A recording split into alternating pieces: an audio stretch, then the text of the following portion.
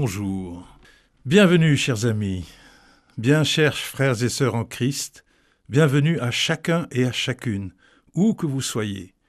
Plus ou moins bien installés dans votre salon, en voiture ou en train de courir avec vos écouteurs, je ne sais pas. Mais permettez-moi tout d'abord de vous souhaiter une très très bonne année.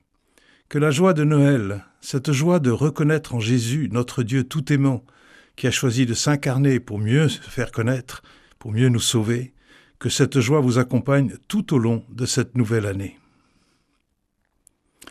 Je vous invite à louer le Seigneur.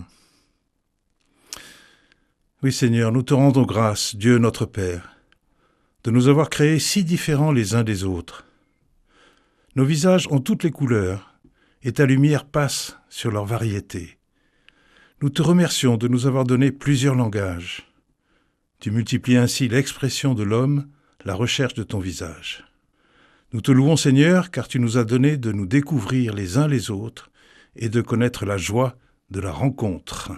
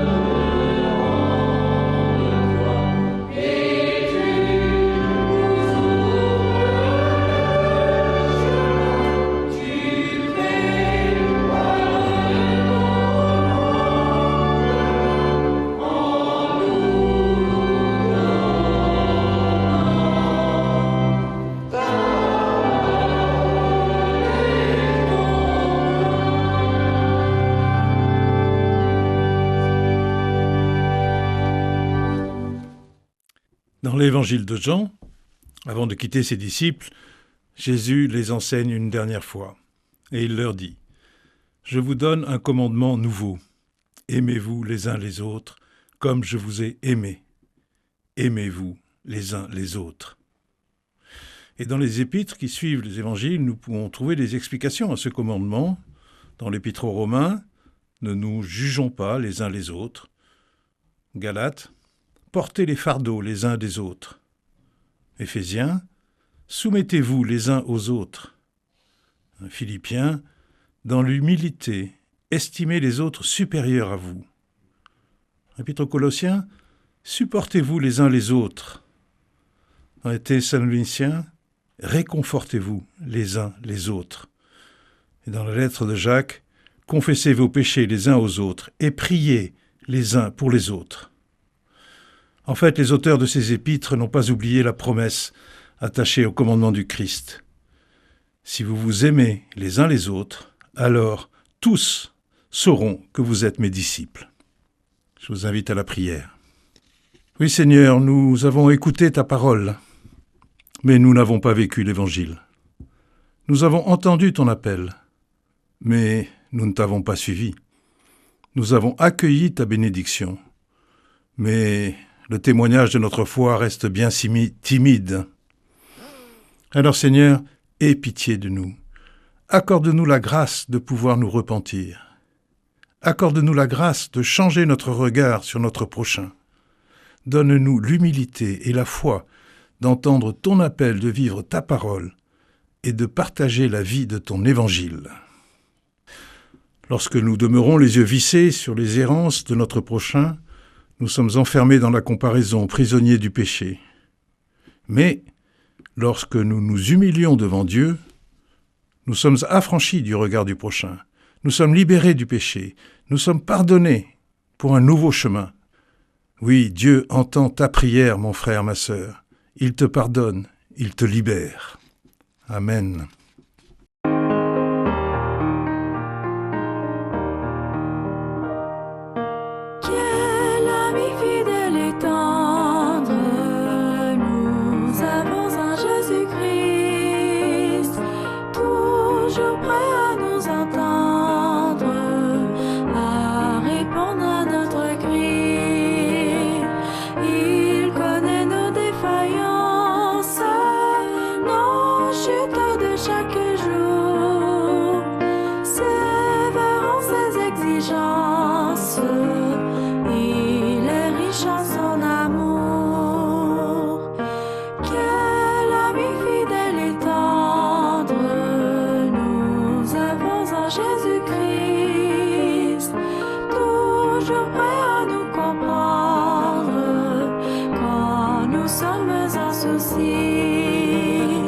Disons-lui toutes nos craintes, ouvrons-lui tout notre cœur. Bientôt ces paroles saintes nous rendront le vrai bonheur.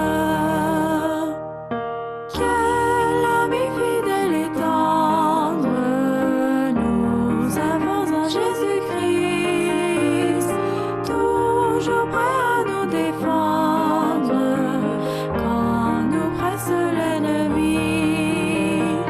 Il nous suit dans la mêlée, nous entoure de ses bras, et c'est lui qui tient l'épée, qui décide des combats.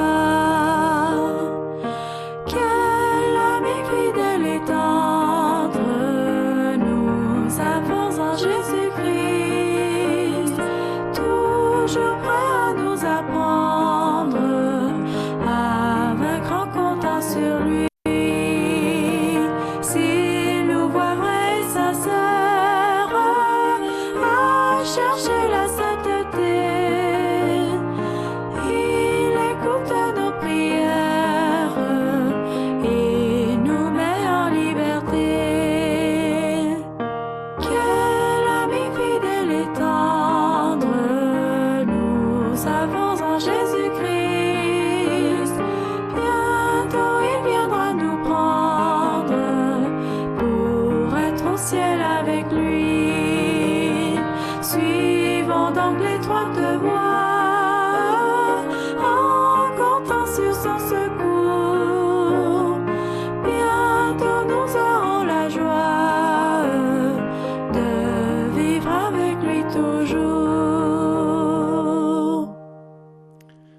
Avant que d'ouvrir notre Bible, je vous invite à la prière.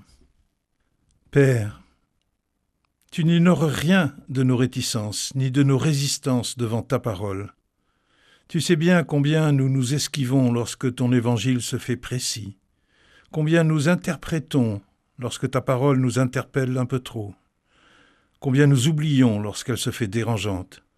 Et pourtant, nous voici, ce matin, à l'écoute de ce que nous dit l'Écriture.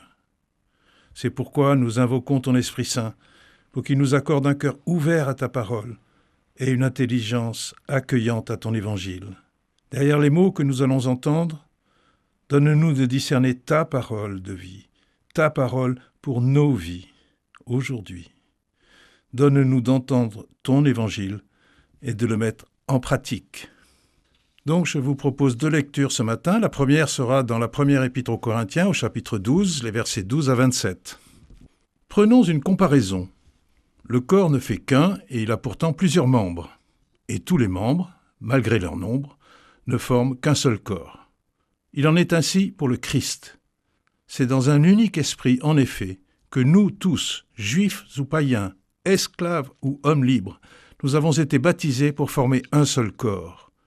Tous, nous avons été désaltérés par un unique esprit. Le corps humain se compose non pas d'un seul, mais de plusieurs membres.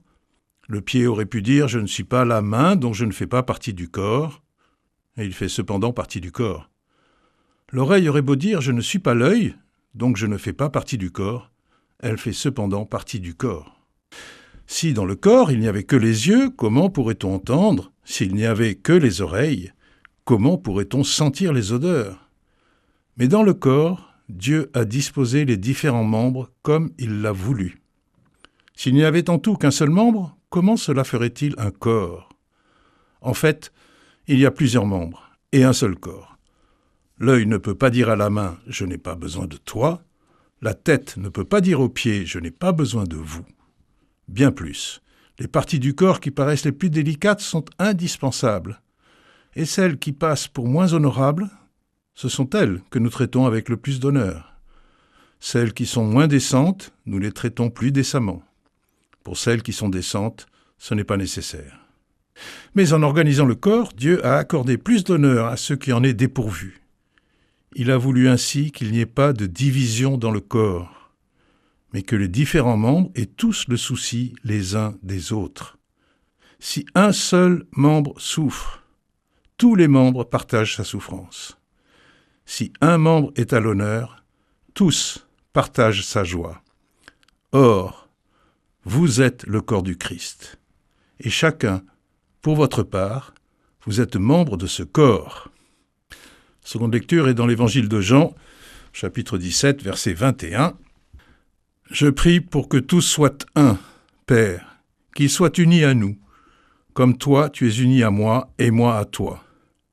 Qu'ils soient un, pour que le monde croie que c'est toi qui m'as envoyé. » Voilà, chers amis, bien chers frères et sœurs, j'ai choisi ces 2 textes car, comme vous le savez sûrement, et vous vous attendiez peut-être, nous sommes le dernier dimanche de la semaine de prière pour l'unité des chrétiens.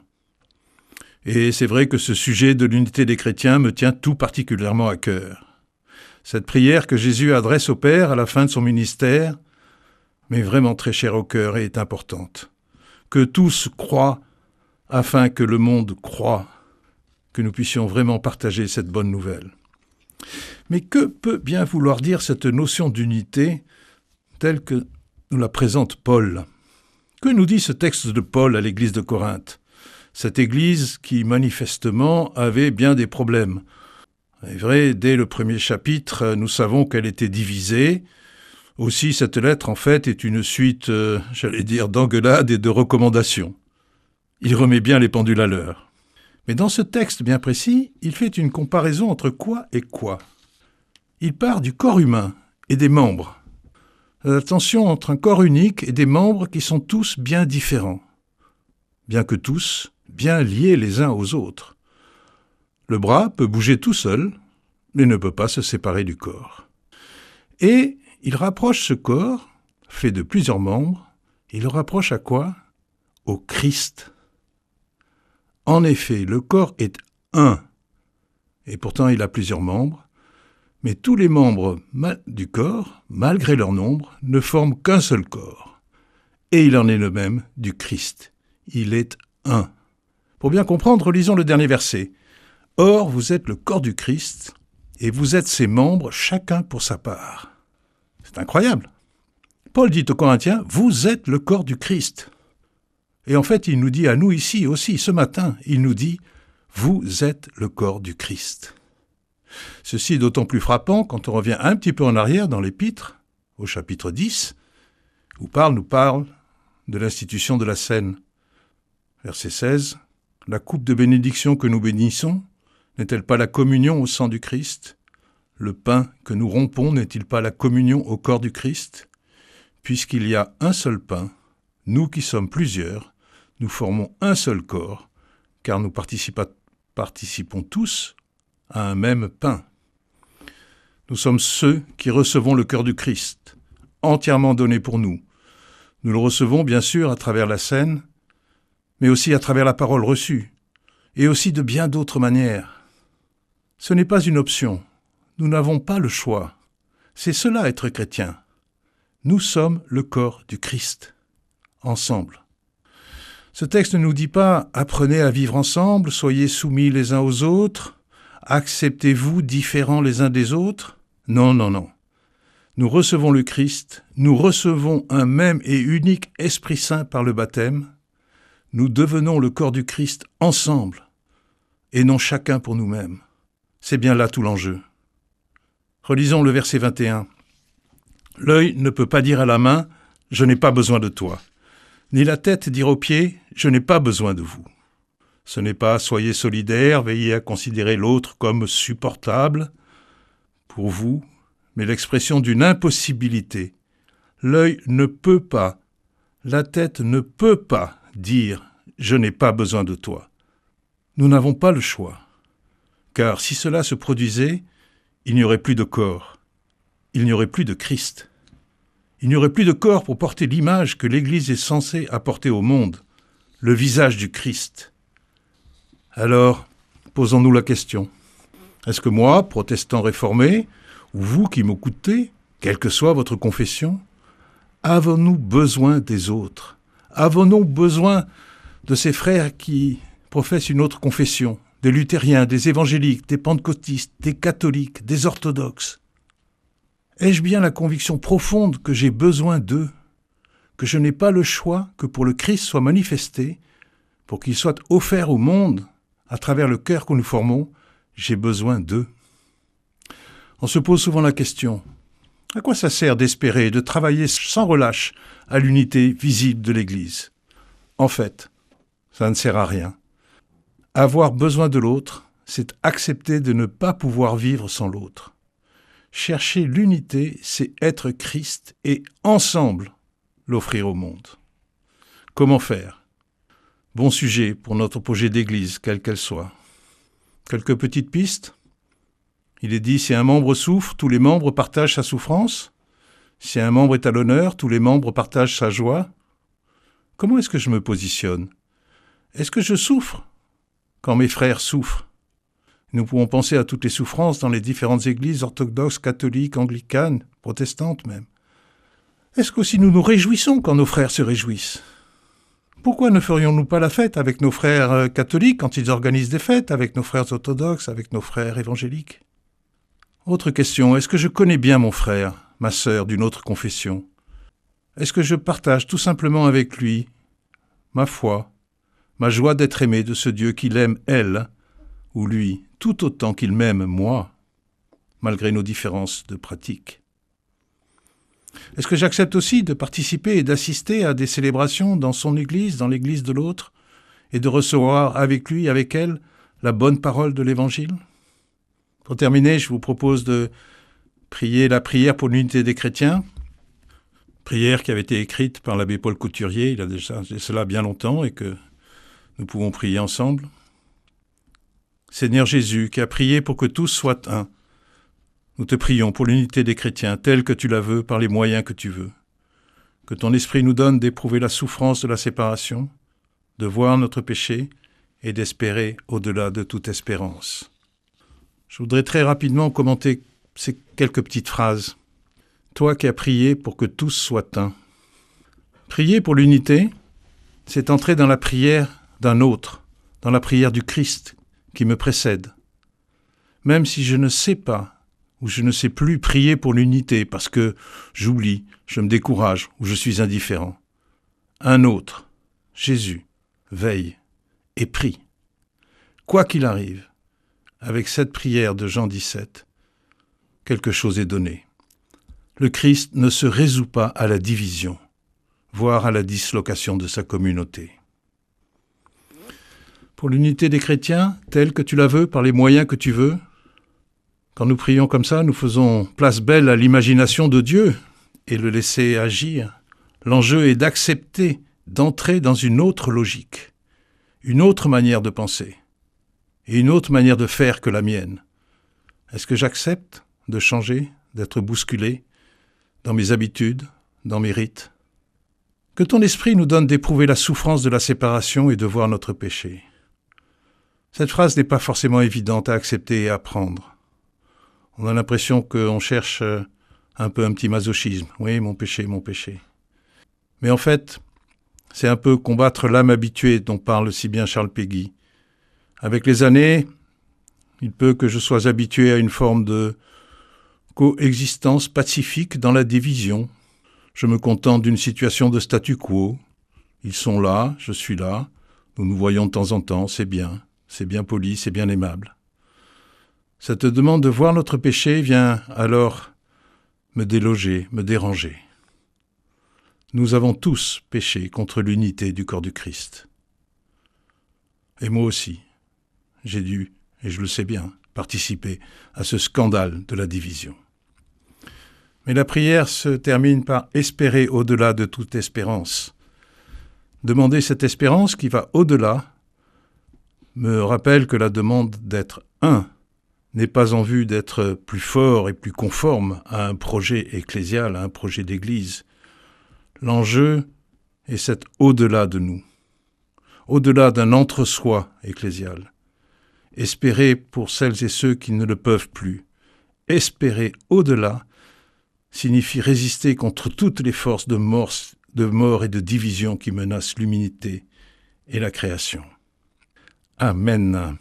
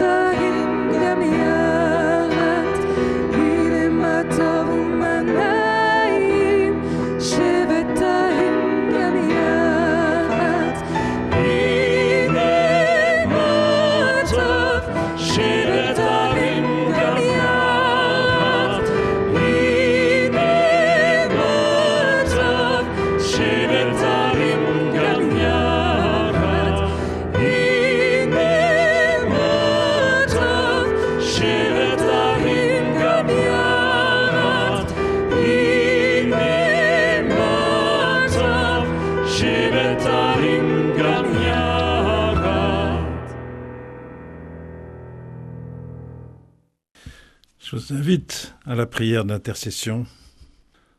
L'apôtre Paul nous l'a dit dans l'Écriture, « Soyez toujours joyeux ». Il nous dit aussi « Soyez en paix les uns avec les autres, et la grâce du Seigneur soit avec vous ». Aujourd'hui, des frères et sœurs en humanité ne sont pas joyeux, car ils connaissent la solitude, la peur, la faim, la souffrance et la maladie. Aujourd'hui, des frères et sœurs en humanité ne sont pas en paix, car ils vivent la haine, la violence, l'oppression, la rancune. Aujourd'hui, des frères et sœurs en humanité ne vivent pas la grâce, car ils sont prisonniers de leurs idoles, de l'orgueil et de la cupidité, prisonniers des esprits mauvais et de leur égoïsme. Alors Seigneur, nous te prions pour eux. Nous te prions pour que notre monde vive ces paroles que tu nous as laissées, pour que notre monde reçoive la plénitude de ton amour. Nous te remettons tous ceux que tu confies à notre prière, et particulièrement ceux qui ne trouvent pas la joie, ceux qui ne sont pas en paix, ceux qui ne vivent pas la grâce de se savoir aimer de toi. Alors Seigneur, nous voici, nous aussi, les mains ouvertes comme des mendiants, pour que nous recevions ton amour, pour que tu nous donnes ta joie, ta grâce et ta paix. Et si d'une manière ou d'une autre, nous pouvons être des anges de tes commandements et les répandre autour de nous, alors Seigneur, montre-nous le chemin, envoie-nous ton esprit de vérité. Et je vous invite à prier la prière que le Seigneur nous a laissée. Notre Père, qui es aux cieux, que ton nom soit sanctifié, que ton règne vienne, que ta volonté soit faite sur la terre comme au ciel. Donne-nous aujourd'hui notre pain de ce jour. Pardonne-nous nos offenses, comme nous pardonnons à ceux qui nous ont offensés, et ne nous laisse pas entrer en tentation, car c'est à toi qu'appartiennent le règne, la puissance et la gloire pour les siècles des siècles. Voilà, frères et sœurs, ce dimanche qui termine la semaine de prière pour l'unité. Alors, allez dans la joie et la paix que le Seigneur veut pour nous. Voilà, nous nous quittons, mais n'ayons pas peur. Continuons à adorer et à louer notre Dieu. Vivons en frères et sœurs, en enfants d'un même Père, dans la joie et la paix. Formons-nous et conformons-nous à la parole de notre Seigneur. Mettons-nous au service les uns des autres, au service de tous et de chacun. Et surtout, annonçons cette bonne nouvelle et fort. Dieu vous aime, vous êtes sauvés, soyez dans la joie. Et que la grâce de la miséricorde vous bénisse et vous garde. Que le Dieu de la rencontre et de la générosité vous bénisse et vous garde. Il est le Père, il est le Fils, il est le Saint-Esprit. Amen.